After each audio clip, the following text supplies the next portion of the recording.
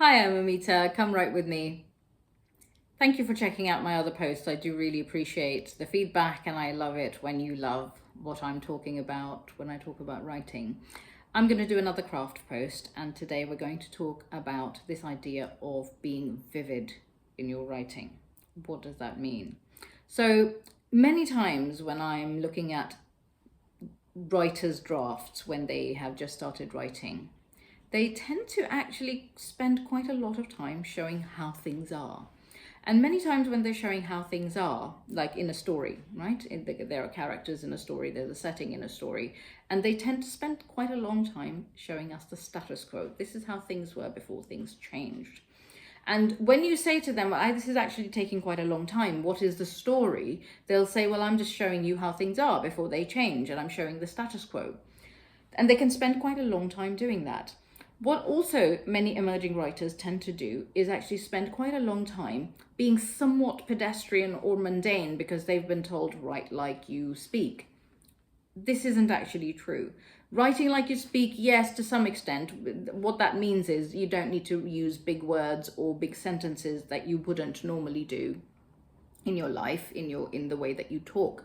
That's a good maxim. It is a good idea to think about writing in a way that comes naturally to you and in a way that it feels more like you. Sure, absolutely. But what I really have to advise you here is that when you are reading a novel, when readers read a novel, they're going in there to feel something.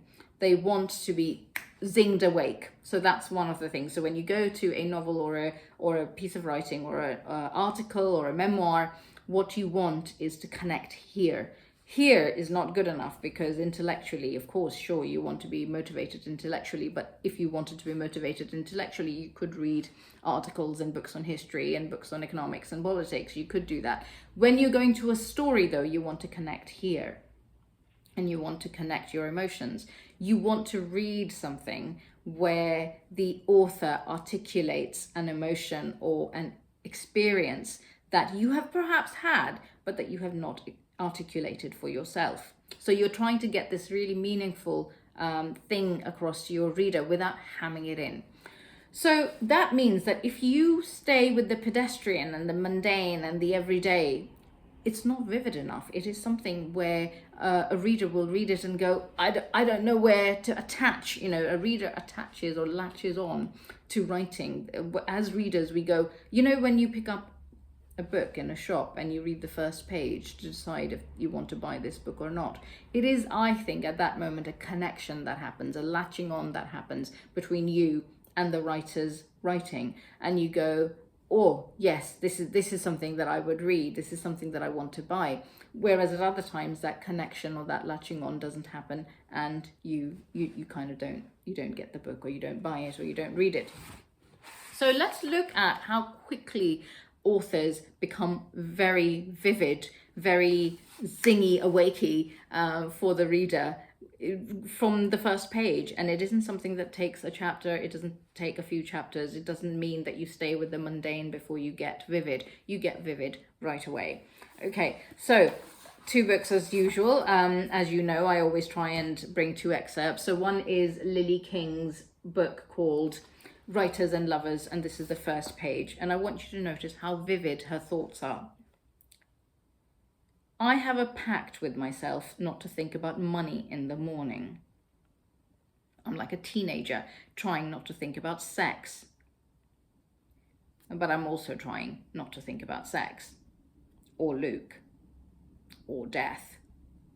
Which means not thinking about my mother, who died on vacation last winter. There are so many things I can't think about in order to write in the morning. I want to stop there for a second. Look how vivid it is. Look how vivid and well placed each thought and feeling is there, right? So she's already said, I have a pact with myself not to think about money in the morning. So what does that tell you? It tells you that she can't stop thinking about money. So there's obviously some money stuff going on.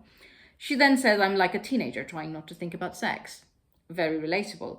But I'm also trying not to think about sex, she says, right? So then she talks about Luke. We don't know who Luke is. We don't know who she is. But it's relatable because instantly she has made us feel something that we can relate to. We can think, oh, I feel like that, right? I want to not think about X, Y, and Z, and so I really have to shut that off, and I can't. And then she goes on to tell you about her mum, and so you know that there's been a recent bereavement as well. Let's go on for a short excerpt more. Adam, my landlord, watches me walk his dog, sorry. He leans against his Benz in a suit and sparkling shoes as I come back up the driveway. He's needy in the morning. Everyone is, I suppose. He enjoys his contrast to me in my sweats and untamed hair. I'll stop here again. He's needy in the morning. He watches me walk his dog. Okay, these are very telling things. We will talk about characters in another post, but I just want you to see how vivid it is. She's not taking time to go there. She's not spending a whole chapter trying to explain this to you. Just a sentence. First of all, the landlord is watching her walk his dog. That already tells you about him and the situation that she's in. He's needy in the morning. That tells you so much. So vivid thoughts, vivid feelings that she's expressing just by the choice of a sentence or two. She's not taking pages and pages or even sentences to explain this to you. She's also not explaining anything. She's simply telling you or showing you. When the dog and I are closer, he says, "You're up early." No, I'm always up early. "So are you," she says. "Meeting with the judge at the courthouse at 7 sharp, he says. Admire me, admire judge and courthouse and 7 sharp. This is her thinking. Somebody's got to do it. Oh, I don't like myself around Adam. What a great sentence. I don't like myself around Adam. Again, she doesn't spend loads and loads of time telling you this, but just that one sentence, I don't like myself around Adam, is so vivid, because what it makes you think is, you know, this feeling of being around someone where you don't like how you are, how you talk to them, how you react to them, how you act with them. So relatable. I don't think he wants me to. I let the dog yank me a few steps past him toward a squirrel squeezing through some slats at the side of his big house. I'll stop there with this one. Great, so vivid start. We're there from the get-go. Here, if you notice, we don't know what the story is necessarily going to be about. We don't really, but the first paragraph has given you many clues. There are money problems. She's obsessing about an ex, and her mom has recently died. So these are some of the things that she is working on at the moment. It isn't a big murder. It isn't a big, big thing that has happened. It isn't a car chase, but it is something that is vivid. And so you enter the story and you can latch onto it very, very quickly. Think about that. Think about the first page. This is something you'll have to work on. You can't just like write a page and it's the first page of your novel. It is something that you many times come back to and think, actually, I need to make the first page zing a little bit more. But it is worth having this in mind. Let's look at one other first page, and this is Naomi Novik's A Deadly Education. I decided that Orion needed to die after the second time he saved my life. What a great first sentence. I decided that Orion needed to die after the second time he saved my life. Why would you want somebody to die because they've saved your life, right? So great humor there, but also so vivid, right? It's right there, going straight in with the first sentence. Look, it will come with time. It won't come right away, but I want you to really start reading as a writer and think about how these things work and how vivid they are and how much they latch you and kind of get into your head right from the get-go. So I decided that Orion needed to die after the second time he saved my life. I hadn't really cared much about him before then, one way or another, but I had limits. It would have been all right if he'd saved my life some really extraordinary number of times, 10 or 13 or so. 13 is a number with distinction. Orion Lake, my personal bodyguard. I could have lived with that. But we'd been in the Scholomance almost 3 years by then, and he hadn't shown any previous inclination to single me out for special treatment. Selfish of me, you'll say, to be contemplating with murderous intent the hero responsible for the continued survival of a quarter of our class. Well, too bad for the losers who couldn't stay afloat without his help. We're not meant to survive, all of us anyway. The school has to be fed somehow. Ah, but what about me, you ask, since I'd needed him to save me, twice even. That's exactly why he had to go.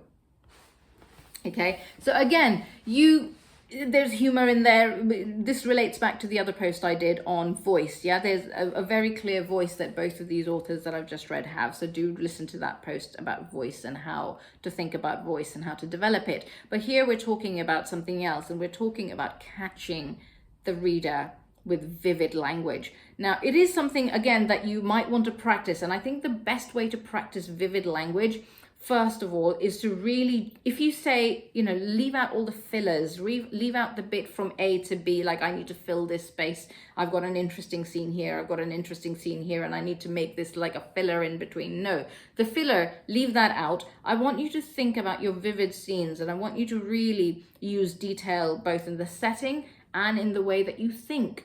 What are your most interesting thoughts? What do you think about? What is it that you notice when you're out and about? Make yourself notice, make yourself see the environment that you're in, really see. I remember this thing, this goes back to the post I did on detail. I remember this being in a classroom and someone saying, what do you notice about this classroom? Make a list. And we all kind of made a list, and there was only one person out of, say, 10 or 15 of us who said there are 2 half-filled wine glasses at the back of the class on a desk. I thought, actually, oh, how clever, they're making up a detail that makes it interesting, and I hadn't thought of that. I was literally telling you what the classroom looked like. I looked behind me, and sure enough, there were 2 half-filled wine glasses sitting on a desk at the back of the room. Nobody else other than that one person in the 10 or 15 had noticed that. Okay, so this is how much we're so absorbed in our Insta posts and our, in our head and in our latest crush and in our, whatever goes on in our head, our insecurities, that we don't notice details. Okay, that's fine. You're a writer, you're an artist, you live in your head. That's very normal. But if you make yourself notice, and if you make yourself notice not only the setting around you, but also the vividness of your thoughts and your feelings, that is where you will help a reader latch onto your writing. So have a notice, have a play with words, make a list sometimes of the interesting things that you see or the interesting thoughts that come into your head. Use your notes on your phone if you need to, but do notice the really vivid and interesting things that that someone else might really find interesting too, if you just had the courage to kind of let them out. Hope you enjoyed this. Do like and subscribe so that you never miss a post. And it's lovely interacting with you. So do please post comments and get in touch in other ways as well. I'm always at Amita Murray in my socials.